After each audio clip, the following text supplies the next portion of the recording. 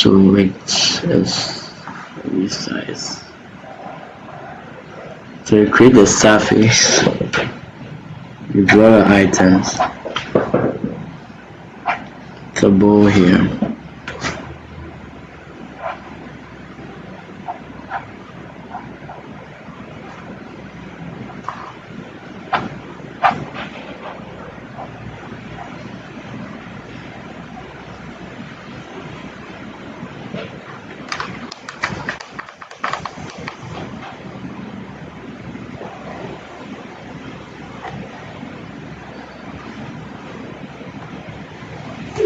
Okay.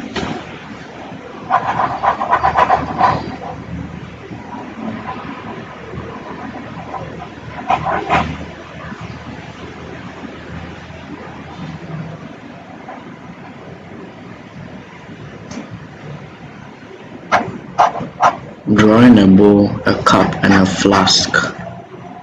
So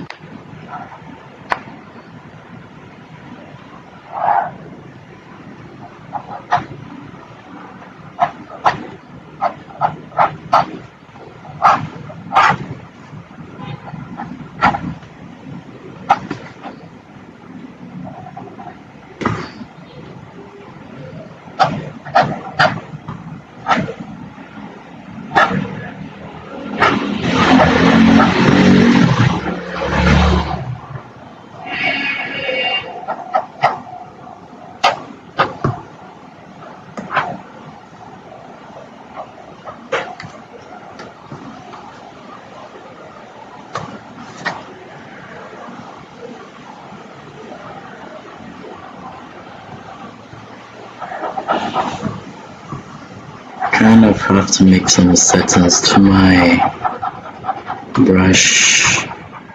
I mean the pencil though. Let's use a marker and see. Why is the size big? You start off here. I'm going to create. So you have to create a surface where the items will sit, the elements. Can't just draw like they are floating in the air.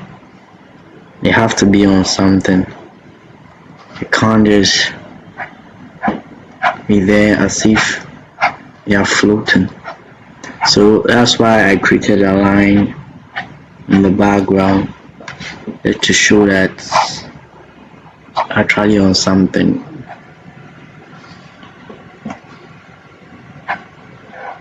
Okay.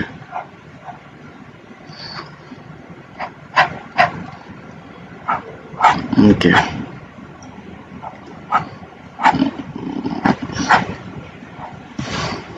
Let's see.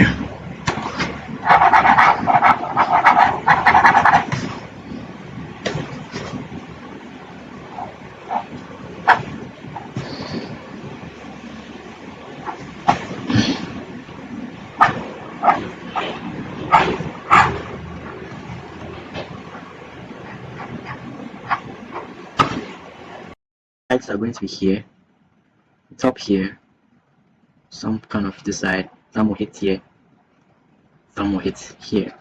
So this shadow is going to cast here. So as we are shading, here. So as we are shading,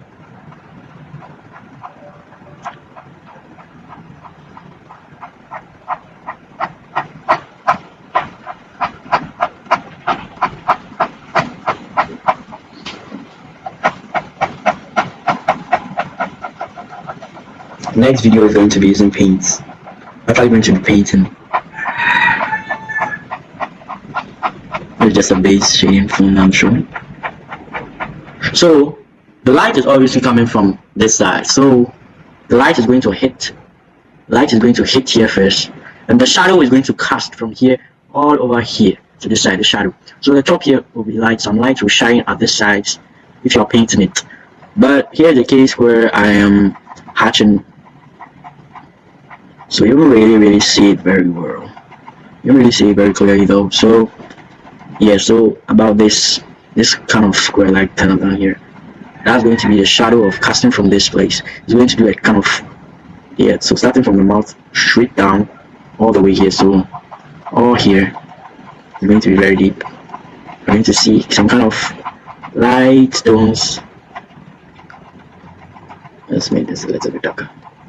Okay, so this is what we have here. Some small darkness. And as light hits an object which is opened, the darkest part is going to be this side, and this side is going to be light. So the light will strike the top, the very thin part, mouthpiece here, lining. Some highlights will be there, but the inside itself is going to be dark. So this side, all here, as it comes towards the side, the lines get thinner and less consistent. So this kind of effect is made here, right here. Can make this line kind of a little bit longer though.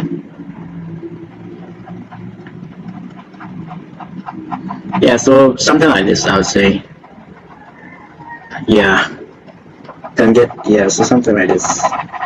As I said, the light is going to come from this side, so the shadow is going to cast all the way here. So here is going to be the shadow. The shadow of this is going to cast here, so some are going to come from here. As it's getting closer to the source of light, the dark part will be shorter because it's more like it's kind of getting closer to the perpendicular with its mouth and top. So it's going to get shorter because it's kind of almost pointing straight into the capsule. It's kind of going to reduce. So I'm going to see here, and as it's a circular object, you're going to shade in a circular motion. Very tiny. See this carved half? This one is kind of 1/3 there. Maybe soft ones here, some little ones.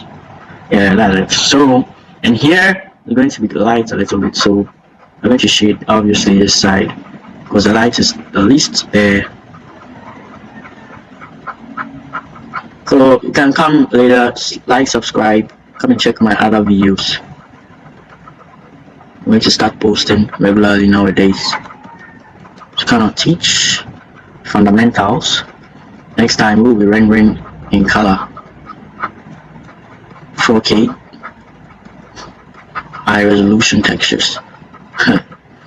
Obviously we are hatching, so you can shade in circular motion because the cap is round. It's not a straight object. It's much better to it. It gives it kind of a feeling of the roundness of the object. So something like this.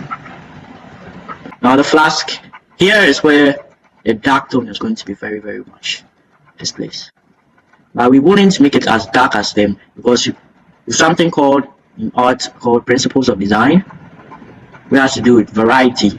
So we have to create variety in our toning. So this should be the darkest for this one. So that means this guy is going to have lighter how do you call it, toning. The toning of it is going to be lighter, so it's going to be shaded more lighter than the others. So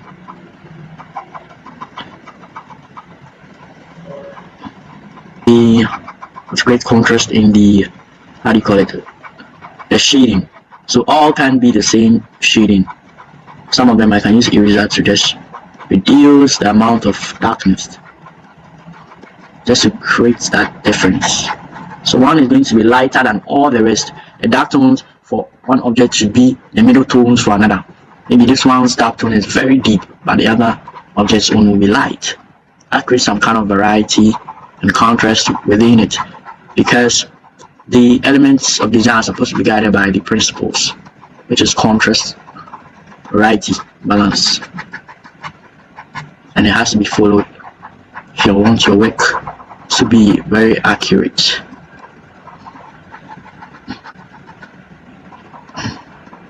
You can create, yes, some kind of very sharp lining, but the toning will still be very light. The spaces between the lines, but at certain places will make them very deep, like here, just to give break. How to create that contrast within them. Therefore we wouldn't make each of them the same way. Has to be different between each the toning between some of them. So this can be very light, something like the top here. We'll create some kind of dark, very dark. This one on the sides, just to kind of create that. Let's see what we have. You can kind of reduce it to see whether what you are doing is working out correctly for you. Let's see. Small, yeah. So some of a little bit, not that much.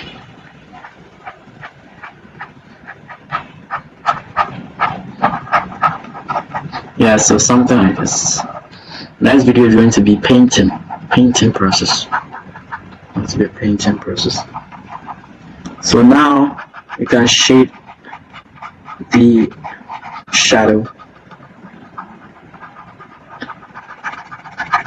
to make the shadow very dark, and leave some kind of small pigment, light pigment in between it, just to make it pop out a little bit. Some kind of thin lines can make it very dark, the shadow. But if your object you shaded is very dark, I mean, you used, let's say you do it on a paper and it's kind of really dark, you need to create, you take your eraser and create thin lines in between them.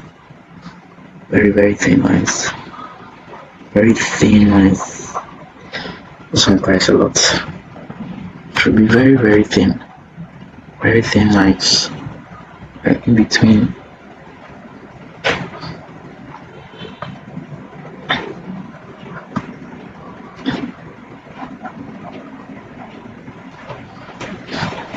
Should be very thin, so can come back and shade it darker.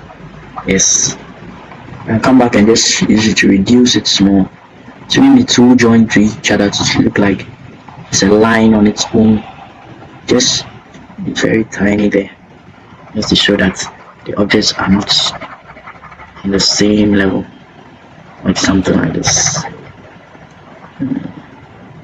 Yeah, that's a very can divide the little lines. Yeah, so this is what we get. Can make the cap the darkest because it's the one closer to the light than all of them. Can make it, so look at this.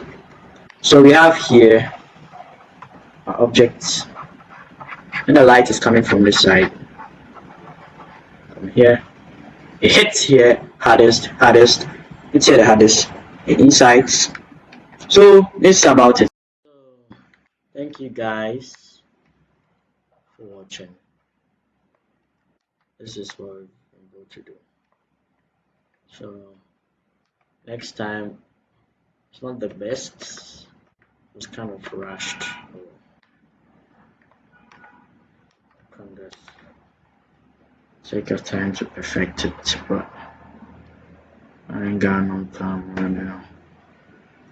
So you can kind of use the eraser tool to create very highlights, kind of put some. Don't do it too much, as you just make it weird. A little bit.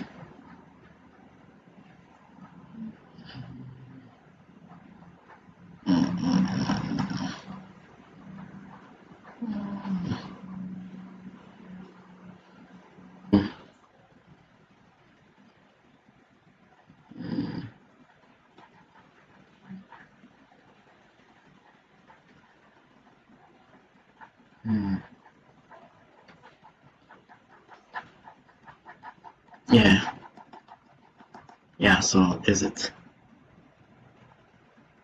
So yeah, this is what it gets. So actually not the best, just kind of rushed, but next time we're going to be using colors to paint, so keep watching. Stay safe. and subscribe, like and share for more of this kind of videos. And thank you for watching. Bye bye. Bye.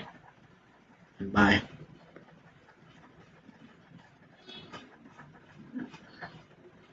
Yes, kind of put some lines here a little bit to give it a hatching feeling. Apart from the deep darkest tones there. Create some kind of lines here.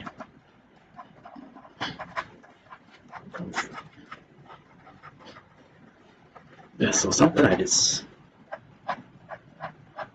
Actually, not my best though. I'm definitely do it faster than this. As I said, it's kind of rushed, so it's so